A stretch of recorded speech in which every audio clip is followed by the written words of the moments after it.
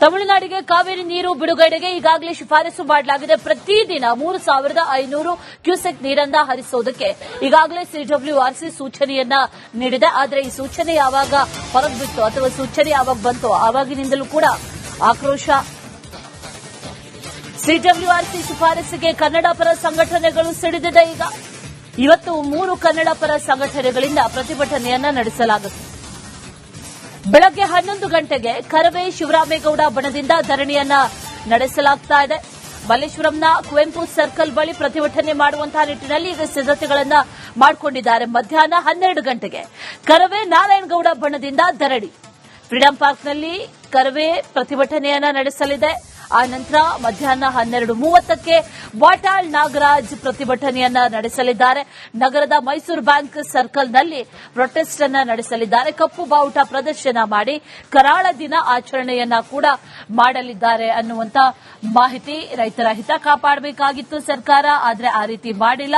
ತಮಿಳುನಾಡಿಗೆ ಪ್ರತಿ ದಿನಕ್ಕೆ 3,500 ಕ್ಯೂಸೆಕ್ ನೀರನ್ನ ಹರಿಸೋದಿದೆಯಲ್ಲ, ಇದು ಈ ಶಿಫಾರಸು ನಿಜಕ್ಕೂ ಕೂಡ ರೈತರ ಜೀವನವನ್ನೇ ಬದುಕನ್ನೇ ಕಿತ್ತುಕೊಂಡಂತೆ ಅನ್ನುವಂತಹ ನಿಟ್ಟಿನಲ್ಲಿ ಕನ್ನಡ ಪರ ಸಂಘಟನೆಗಳು ಈಗ ಹೋರಾಟಕ್ಕಿಳಿದಿದೆ. 3 ಕನ್ನಡ ಪರ ಸಂಘಟನೆಗಳು ಕೂಡ ಈಗ ಹೋರಾಟವನ್ನ ಮಾಡ್ತಾ ಇರೋದು.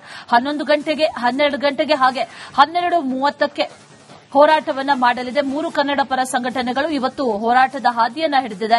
ಸಿಡಬ್ಲ್ಯೂಆರ್ಸಿ ಶಿಫಾರಸನ್ನ ಖಂಡಿಸಿ 3 ಕನ್ನಡ ಪರ ಸಂಘಟನೆಗಳಿಂದ ಪ್ರತಿಭಟನೆಯನ್ನ ಮಾಡಲಾಗ್ತಾ ಇದೆ. 11 ಗಂಟೆಗೆ ಕರವೇ ಶಿವರಾಮೇಗೌಡ ಬಣದಿಂದ ಧರಣಿ, ಕುವೆಂಪು ಸರ್ಕಲ್ನಲ್ಲಿ ಪ್ರತಿಭಟನೆಯನ್ನ ನಡೆಸಲಿದ್ದಾರೆ. ಹಾಗೆ 12 ಗಂಟೆಗೆ ಕರವೇ ನಾರಾಯಣಗೌಡ ಬಣದಿಂದ ಧರಣಿ, 12ವರೆಗೆ ವಾಟಾಳ್ ನಾಗ್ ನೇತೃತ್ವದಲ್ಲಿ ಪ್ರತಿಭಟನೆಯನ್ನ ನಡೆಸಲಾಗುತ್ತೆ.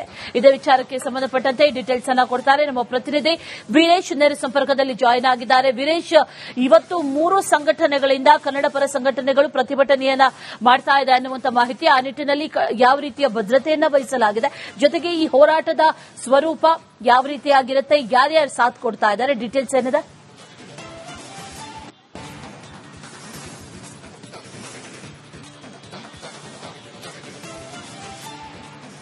ಅಶ್ವಿನಿ, ಸಿಡಬ್ಲ್ಯೂಆರ್ಸಿ ವಿರುದ್ಧ ಇದೀಗ ರಾಜ್ಯದ ಕನ್ನಡಪರ ಸಂಘಟನೆಗಳು ಸಿಡಿದಿದ್ದಾರೆ. ಯಾಕಂದ್ರೆ ತಮಿಳುನಾಡಿಗೆ 3,500 ಕ್ಯೂಸೆಕ್ ನೀರು ಬಿಡಬೇಕಂತ ಈಗ ಆದೇಶ ನೀಡಿದರೆ ಆ ಒಂದು ದೃಷ್ಟಿಯಿಂದ ಒಂದ್ ಕಡೆ ಹೋರಾಟಕ್ಕೆ ಸಿದ್ಧತೆ ಮಾಡಿಕೊಂಡಿದ್ದಾರೆ. ಬೆಳಗ್ಗೆ 11 ಗಂಟೆಗೆ ಮಲ್ಲೇಶ್ವರಂನ ಕುವೆಂಪು ಸ್ಟ್ಯಾಚ್ಯೂ ಮುಂದೆ ಒಂದ್ ಕಡೆ ಶಿವರಾಮಯ್ಯ ಬಣದಿಂದ ಒಂದ್ ಕಡೆ ದೊಡ್ಡ ಮಟ್ಟದಲ್ಲಿ ಹೋರಾಟಕ್ಕೆ ಸಿದ್ಧತೆ ಮಾಡಿಕೊಂಡಿದ್ದಾರೆ. ಮತ್ತೊಂದ್ ಕಡೆ 12 ಗಂಟೆಗೆ ಫ್ರೀಡಂ ಪಾರ್ಕ್ನಲ್ಲಿ ಕರವೇ ನಾರಾಯಣಗೌಡ ಅವರ ಬಣದಿಂದ ಒಂದ್ ಕಡೆ ಹೋರಾಟ. ಮತ್ತೊಂದ್ ಕಡೆ ಅದೇ 12 ಗಂಟೆ ಸಮಯಕ್ಕೆ ಮತ್ತು ವಾಟಾಳ್ ನಾಗರಾಜ್ ಅವರು ಮೈಸೂರು ಬ್ಯಾಂಕಲ್ಲಿ ಈ ಒಂದು ಪ್ರತಿಭಟನೆ ಭಾಗಿಯಾಗಲಿದ್ದಾರೆ. ಹೀಗಾಗಿ ಒಂದ್ ಕಡೆ ಪೊಲೀಸರಿಂದ ಸೂಕ್ತ ಭದ್ರತೆಯನ್ನ ಕೈಗೊಂಡಿದ್ದಾರೆ. ಯಾಕಂದ್ರೆ ಯಾವುದೇ ಕಾರಣಕ್ಕೂ ಒಂದು ಹನಿ ನೀರು ತಮಿಳುನಾಡಿಗೆ ಬಿಡಬಾರದು ಎಂಬುದು ಕನ್ನಡಪರ ಸಂಘಟನೆಗಳ ಒತ್ತಾಯವಾಗಿದೆ. ಯಾಕಂದ್ರೆ ಸರಿಯಾಗಿ ಮಳೆ ಇಲ್ಲ, ಬರಗಾಲ ಬಂದಿದೆ, ಇನ್ನು ಘೋಷಣೆ ಆಗಿಲ್ಲ, ಡ್ಯಾಮ್ ಅಲ್ಲಿ ನೀರಿಲ್ಲ. ಹೀಗಾಗಿ ಅವರಿಗೆ 3,500 ಕ್ಯೂಸೆಕ್ ದಿನಕ್ಕೆ ಬಿಡಬೇಕಂದ್ರೆ ತುಂಬಾ ಕಷ್ಟ ಆಗುತ್ತೆ.